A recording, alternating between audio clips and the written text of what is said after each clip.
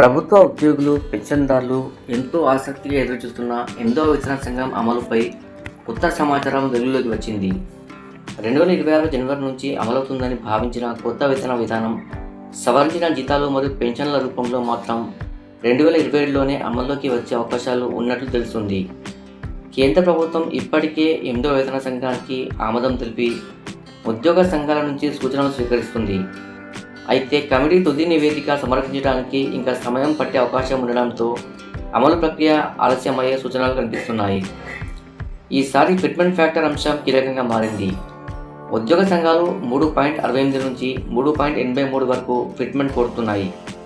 దీనికి ఆమోదం లభిస్తే కనీస మూల వేతనం భారీగా పెరిగే అవకాశం ఉందని అంచనాలు ఉన్నాయి. అయితే దీనిపై ఇప్పటివరకు కేంద్రం స్పష్టత ఇవ్వలేదు.